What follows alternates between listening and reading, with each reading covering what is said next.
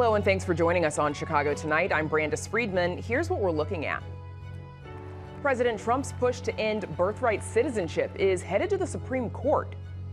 Rooting out extremism in other agencies across the city is a priority. An update on the city's efforts to remove extremist groups from the Chicago Police Department. For the first time in the history of our species, we may actually be seeing signs of life elsewhere. And researchers in England say they may have found evidence of life on a distant planet. And now to some of today's top stories. Details are being released about Pope Francis's funeral.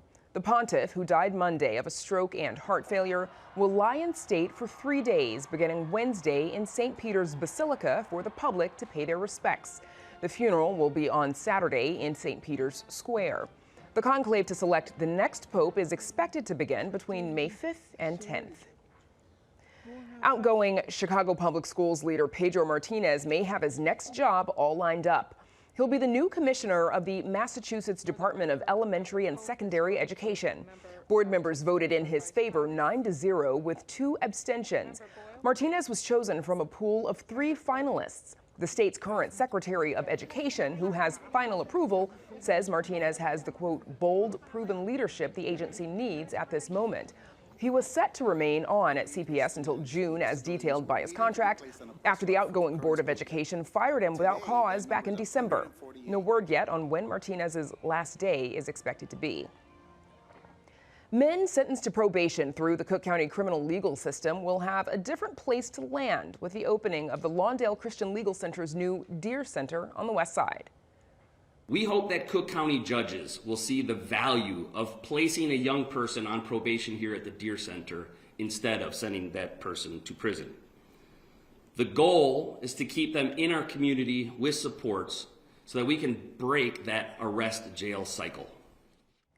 The center is named for former Cook County Commissioner Dennis Deer, who has served as the group's vice president when it broke ground in 2022. He died last year at the age of 51. The $22.5 million center will provide studio apartments to 20 18 to 25-year-old clients, along with workforce development skills, mental health treatment, and restorative justice healing circles. LCLC also connects clients with services for employment, housing, education, and other social needs. The first client is expected to arrive this month. Up next, the U.S. Supreme Court is set to hear arguments over the Trump administration's push to end birthright citizenship. And later in the program, how the Chicago Police Department is weeding out extremist cops. Chicago Tonight is made possible in part by the Alexandra and John Nichols family, the Jim and Kay Mabey family, the Polk Brothers Foundation, and the support of these donors.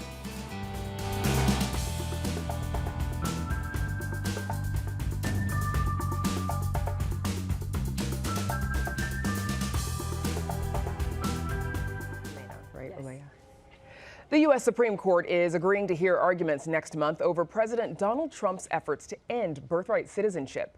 Immigrant rights advocates point to the 14th Amendment, which grants citizenship to anyone born in the United States, even if their parents came here illegally. Meanwhile, the Trump administration argues children of non-citizens are not, quote, subject to the jurisdiction of the United States and therefore not entitled to citizenship.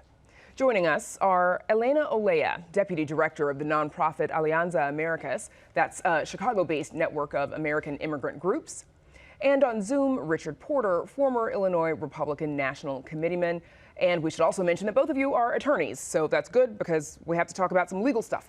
Elena Olea, let's start with you, please. Tell us what the Trump administration is trying to change about this long-standing law. The Trump administration is trying to consider and present a new reinterpretation of the amendment of the Constitution that defines who is a citizen and who is not a citizen. And it's trying to exclude everyone whose parents are not here on a permanent basis. Richard, this is something that Donald Trump campaigned on day one in office for this term. He signed that executive order to end birthright citizenship. Your thoughts on whether this longstanding law needs to be evaluated?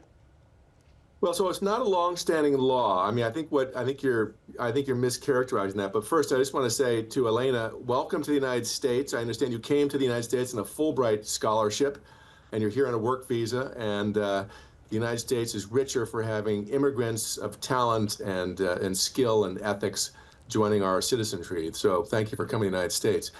So if you look at the 14th Amendment, of course, the 14th Amendment, the Section 1 of the 14th Amendment was passed to clarify that slaves, former slaves, were citizens, and that was the original purpose of this section. But what it says is all persons born or naturalized in the United States and subject to the jurisdiction thereof are citizens of the United States. And the question is, what's the subject to the jurisdiction thereof mean? And in a case in the Supreme Court in 1898, the Supreme Court heard a case involving a legal immigrant, somebody that was here on a permanent legal basis. They had children, one of whom was a young man who traveled to China when he was 21 and then came back, and he was told he wasn't a U.S. citizen. And this case was brought before the Supreme Court, and the Supreme Court held that the child of a legal resident of the United States was, pursuant to this clause, a citizen of the United States.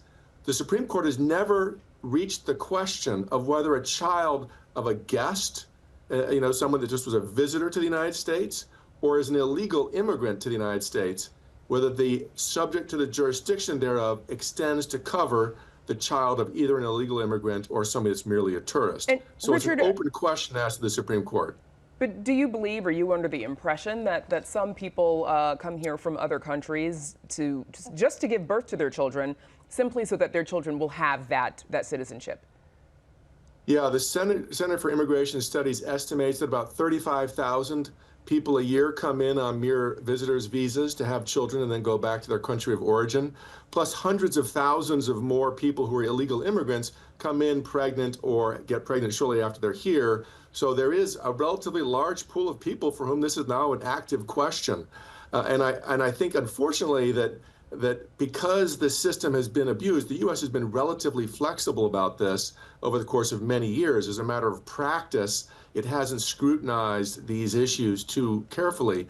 But because of the wave of immigration was so strong and the extent of illegal immigration has gotten to be so great, and because now the costs associated with this are also very large, there's real scrutiny being placed on the meaning of subject to the jurisdiction thereof. Well, and I want to I want to come back to that if we can, just because there's a lot to get to, specifically with what the Supreme Court is going to be taking up. But Elena, I wanted to get your thoughts on some of what we're hearing from your co-panelist, Richard Porter, with regards to people coming to the country just for the purposes of having children.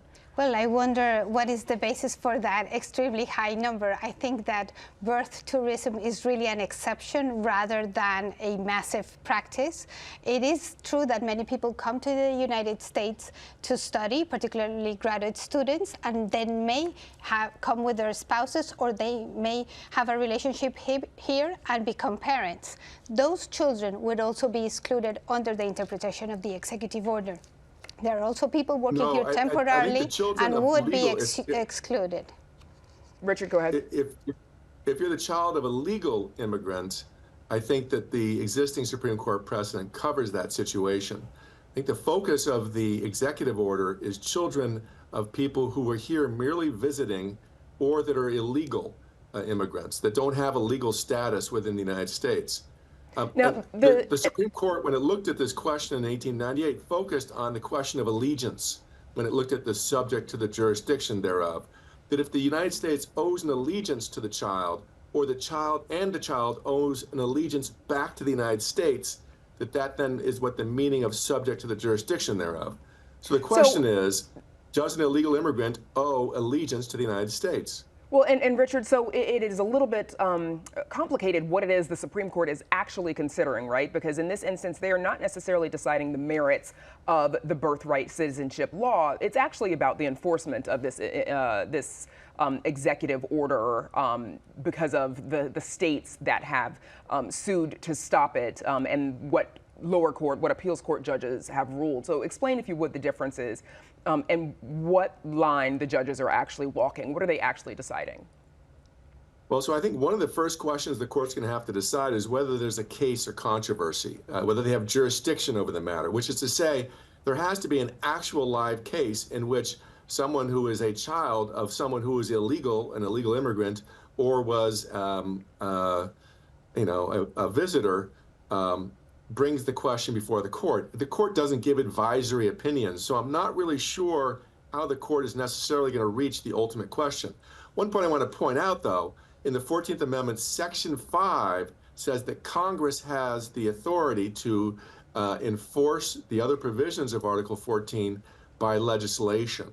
And so it says that Congress shall have the power to enforce by appropriate legislation the provisions of this article, which includes Section 1 and this question of birthright citizenship. Well, and so in I this think instance, there's though, going to be a question of interpretation, too, of does the president have power under the executive, inherent executive authority to also create interpretations of that section. Right, because in this instance, the Congress has not created a law other than obviously what the Constitution currently says. Elena, what are your thoughts on this and what the justices or what arguments you're expecting to hear before the Supreme Court? Well, the discussion at this moment is really going to be the scope of this suspension of the executive order. And this is something that the Trump administration has been complaining about because there are a number of judicial orders that have interrupted many of its actions and policies. Of course, this happens in every administration, and now it has been made an issue. But we're really not going to discuss the merits of this case. And I think that that's really concerning because many children of parents born abroad have felt that this decision is telling them you are not really an American when they grew up feeling American, because the understanding is if you're born in the United States, you are a U.S. citizen. And that really damages the fabric of society, and that should be a concern for us all. What if the Supreme Court should side with the Trump administration on this particular issue, which is that his executive order can be enforced in some states but not others? What if that is the case? We're going to see then a flood of cases in the courts because, of course, parents have the expectation that the children are U.S. citizens, and there is an important support from the legal community because this is an element that is core to our understanding of what being an American person is. Were you surprised that the Supreme Court decided to take this up? It is surprising, but there's been a lot of pressure from the administration, so ultimately it had to give in, and I think it decided that this was what was worth the discussion. Richard, I hear you trying to weigh in. Well, what I was going to say is I do think that the laws on immigration need to be uniform.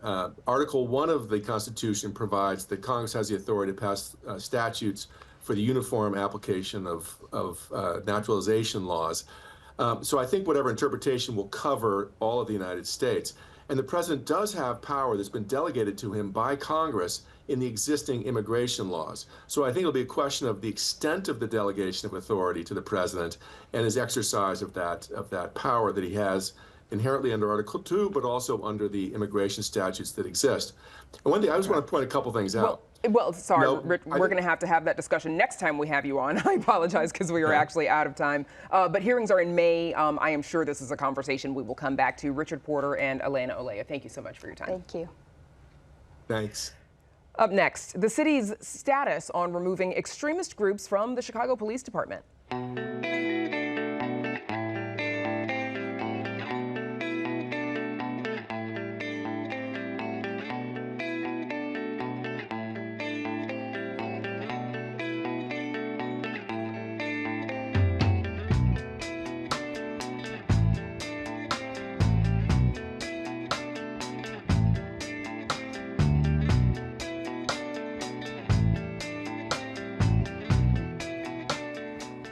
Mayor Brandon Johnson formed a task force in February to examine how to rid the Chicago Police Department of officers with ties to extremist groups.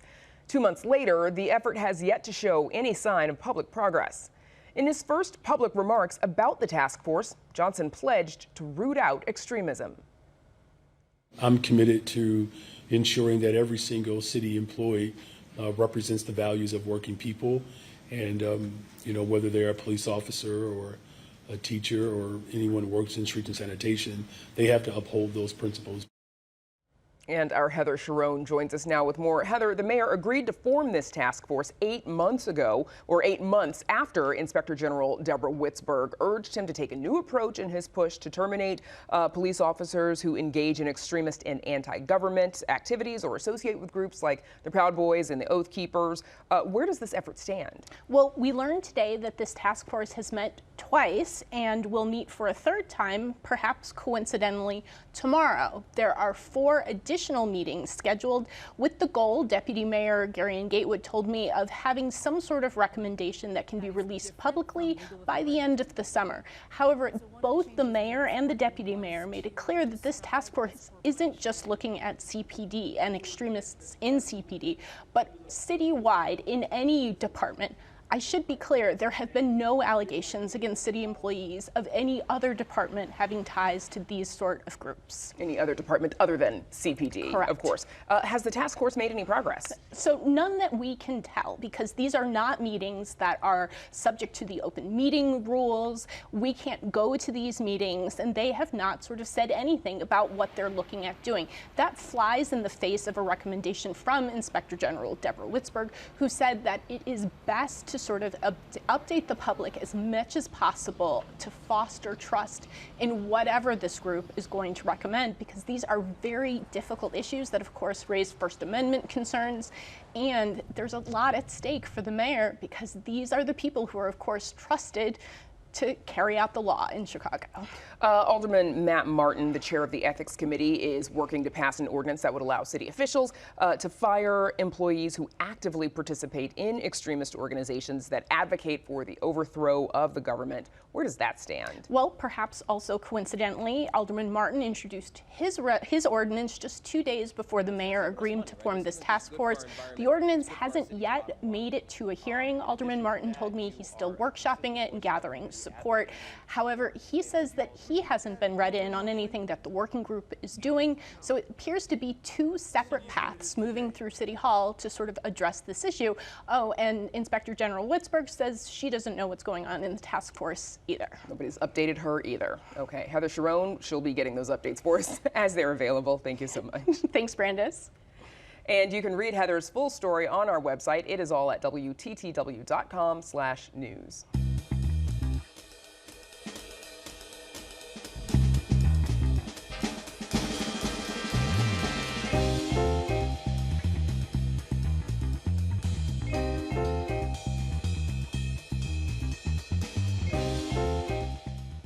Scientists at the University of Cambridge using the James Webb Space Telescope say they have detected possible signs of life on a distant exoplanet.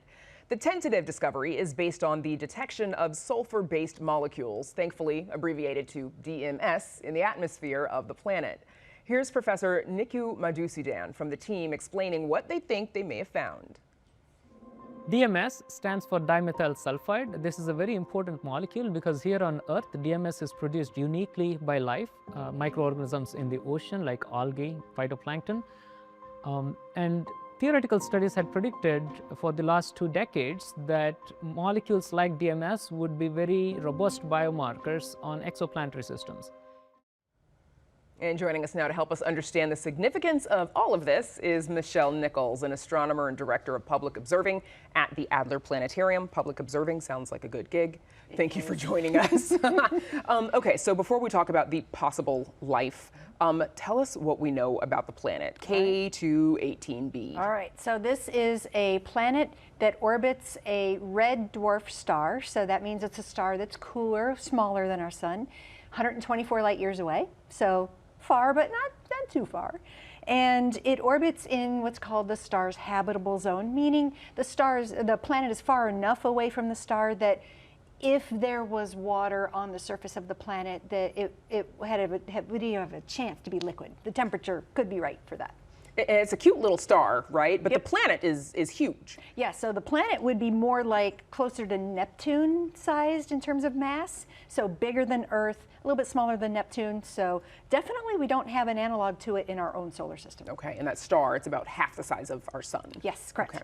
Okay. So as we've heard, Cambridge researchers, they think they've detected potential signs of life in the atmosphere there. What makes DMS so special as a biomarker? Well, On Earth, it is a material that is produced uniquely by life. However, it's not the only way that you can get this material. So there's been a debate in the astrobiology community. Is this a unique sign of life? If we find it someplace else, does that mean there's life there? And the answer is, oh, maybe, maybe not. There could be other ways to make this stuff, especially on a planet that is so different from our own. There could be some processes there that are completely different. So it's still a debate as to whether or not it's a unique biomarker. Right, just because it creates life on this planet does not mean that those biomarkers also create life, or that those, whatever they are, DMSs, that they also create life on that planet too. Yeah, it would be a material that's created by life. So it would be a gas that's given off potentially by life, at least like here. methane. Yes, exactly, correct. Okay. How was this detection made? How'd they find it? So it's made by the James Webb Space Telescope. So what happens is when the planet passes between the star and Earth, the light from the star will pass through the atmosphere of the planet, little tiny atmosphere, because it's really far away. And the substances in the atmosphere will imprint themselves essentially on the light that we get. So we have to tease out this information of what's the light from the star, what's the light that's passing through the atmosphere of the planet itself. But from that, you can start to determine what this air is actually made of, which in itself is a pretty cool thing to be able to do. And so they found a faint detection of a couple of gases that might maybe be a biomarker, possibly. How confident do you think we can be in these findings? And if they're confirmed, I don't know how that would be. How significant might that be? So how confident are we? Not yet scientifically confident. If you were to go to a casino, it would be 99.7% sure that this isn't just a fluke, that it isn't just a random occurrence of information. That's good enough for casino, not good enough for science. We need to be 99.99999% sure, and we're not there yet. So there's still a lot of scientists going, hey, we still need more data. But even if they do say, yep, it's actually there, if they find enough information to say, yeah, it's there, it still doesn't satisfy the question of how did it get there? And there could be some very non-life processes that could possibly produce this stuff on a world that is very different from our own. What level of proof would you need to say yes? Like what would make evidence of life, basically? You would need multiple lines of evidence. It wouldn't just be finding this material. It'd be finding other materials, trying to figure out what the surface of this planet is even like. Right now, there are two main camps. It could be an ocean world with a hydrogen atmosphere. Okay, not too bad. It could be a liquid magma-covered world. Definitely not able to host life. So we need to figure out what the surface of this planet is even like in the first place. And then pile on more information, and when you start to get multiple lines of evidence that this place could be hospitable to life, then you might be getting closer. I mean, it seems like it would take a while to gather that evidence, and also maybe some advances in technology. Correct. Yeah, there may be technology needed that we don't have yet. So a lot more information might be needed in the future. So it's going to take a while before people are satisfied with this. What do you think is the most likely way to do that, aside from the 124-year trip to get there? Right. Exactly. At the speed of light, which you can't do. I'd say try to look for it in our own solar system. We're more likely to find it if it's here. We're more likely to find it on a place that's a lot easier to get to in terms of time. Maybe Mars, maybe Jupiter's moon Europa, maybe Saturn's moon Enceladus. But all these worlds could have aspects to them that might help us know a little bit more easily, come at those multiple lines of evidence, get that direct evidence that maybe we could see this at some point in the future. Finding it here in our own solar system be a lot harder finding it so far away. Why do you think this potential finding garnered so much excitement over the last week? Everybody loves aliens. I mean, and the potential for aliens. Got everybody's attention. So it shows the process of science. I mean, it shows that, yes, we come up with information, come up with some ideas, get more information. You might have to revise those ideas. You might have healthy debates about it. You might have disagreements about it. That's how science works. And so that's the fun part about it. And it's always fun to dream, to see, could there be life out there? What might they be like? Yes, they haven't built whole untold cities, and they've got their own way of communicating the way we do. What else? We've got about 30 seconds left. What else is happening at the Adler Planetarium this week? Well, come on down. You can come and see our Other Worlds exhibit. It's all about planets in our own solar system and worlds in other solar systems. So come on down and learn about planets around other stars. See, so if we don't have life out there, then you can just come to the Adler and learn a little bit more about what's happening there. All right. Michelle Nichols, Adler Planetarium, thank you so much for joining us. Thank you. And that is our show for this Tuesday night. Be sure to sign up for our free email newsletter, The Daily Chicagoan, at WTTW.com/newsletter. And join us tomorrow night at 5:30 and 10. The gunman in the Highland Park parade shooting is set to be sentenced weeks after a surprise guilty plea. Now, for all of us here at Chicago Tonight, I'm Brandis Friedman. Thank you for watching. Stay healthy and safe, and have a good night.